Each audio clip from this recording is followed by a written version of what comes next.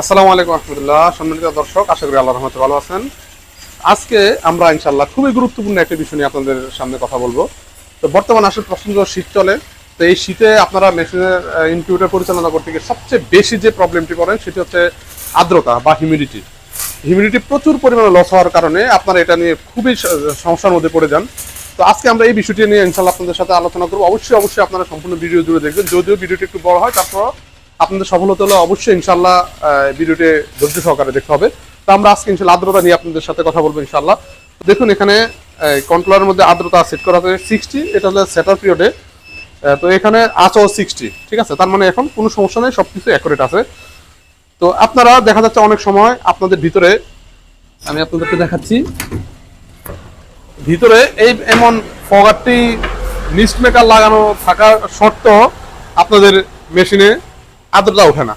আসলে এর প্রথম কারণ হচ্ছে যে, এক নম্বর কারণ হচ্ছে যে দেখা যাচ্ছে প্রচন্ড শীতের কারণে যেহেতু আর্দ্রতা 25 থেকে 30-এর মধ্যে নেমে আসে, তো আপনাদের মেশিনে যেটুকু আর্দ্রতা প্রয়োজন সেটা আপনার হয়তো ফগারে কভারেজ করতে পারে না, অথবা আপনার ফগারটা ঠিক মতো যেটুকু আর্দ্রতা প্রয়োজন অতটুকু দিচ্ছে না, এটা হতে পারে। অথবা আপনাদের পগারটা নষ্ট হয়ে যেতে পারে। তখন আপনারা যেটা করবেন, এক নম্বর আপনারা চেক করবেন যে আপনাদের আর্দ্রতার পগারটি ঠিক আছে কিনা। এটা আপনারা খেয়াল করবেন অবশ্যই যে এটা আপনাদের এই ইয়েটা ঠিক আছে কিনা, পগারটি ঠিক আছে কিনা, ঠিক মতো কুয়াশা দিচ্ছে কিনা, বা আসলে কেন, অথবা পানির লেভেলটা ঠিক আছে কিনা। যেমন আপনারা আসলে একটু ভিডিওটা বড় হবে, আমরা আপনাদেরকে ডিটেলস বলতেছি। যেমন আপনারা বিভিন্ন কারণে আর্দ্রতা এই পগারে ঠিক মতো না হতে পারে। এর মধ্যে একটি কারণ হচ্ছে অতিরিক্ত পানি। যেমন এই ডিস্কটা আপনারা দেখতে পাচ্ছেন, এই ডিস্কটাকে যদি অতিরিক্ত বেশি উপরে পানি থাকে, দেন 3 ইঞ্চি 4 ইঞ্চি যদি পানি বেশি থাকে, তাহলে কিন্তু এটা হবে না আপনারা। এবং অতিরিক্ত কম থাকলেও কিন্তু হবে না। যেমন আপনার এই সেন্সরটার নিচে যদি এটা চলে যায়, তাহলে কিন্তু আপনার আর্দ্রতা হবে না। তা আপনারা কি করবেন, চেষ্টা করুন, যেহেতু আমাদের ওয়াটার লেভেল দেওয়া আছে, হয়তো অনেক সময় আপনাদের বিভিন্ন কারণে এটা হয়তো নড়ে যেতে পারে, লোয়ার লেভেলটা হইতে পারে। আপনারা দেখবেন যে আসলে পানির লেভেলটা ঠিক আছে কিনা। তো আপনারা লেভেলটা কতটুকু রাখবেন, মিনিমাম 1 ইঞ্চি উপরে রাখবেন, আর সর্বোচ্চ রাখবেন 1.5 থেকে 2 ইঞ্চি উপরে সর্বোচ্চ। এটা খেয়াল করবেন। এবং দেখবেন যে ভিতরে যদি কোনো কিছু এইভাবে পড়ে আছে কিনা। যেমন এই ওয়্যারটা, এটা যেহেতু পানিটা ছিটায়, তখন পানিটা যদি এটার মধ্যে ছিটানোটা হয়, তাহলে বাধাগ্রস্ত হয়, তাহলে কিন্তু কুয়াশাটা হবে না। অথবা যেহেতু ভিতরে আমরা ওয়াটার লেভেল দিয়ে দিই, এই ওয়াটার লেভেলটা খেয়াল করবেন, ওয়াটার লেভেলের নিচে এটা পড়ে আছে কিনা সেটা আপনারা খেয়াল করবেন। তো এগুলো সবকিছু দেখার পর, এবং পানিগুলো পরিষ্কার আছে কিনা, আপনি টিউবওয়েলের পানি দেন কিনা, এগুলো অবশ্যই আপনাদেরকে এনশিওর হতে হবে। এত কিছু থাকার পরও যদি না হয়, তাহলে আপনারা চেষ্টা করবেন, সহজ সমাধান হচ্ছে আপনারা আরেকটি ফোগার লাগানোর চেষ্টা করবেন, যদি আপনাদের মেশিন বড় হয়, বা একই সাথে 2টি লাগানোর চেষ্টা করবেন।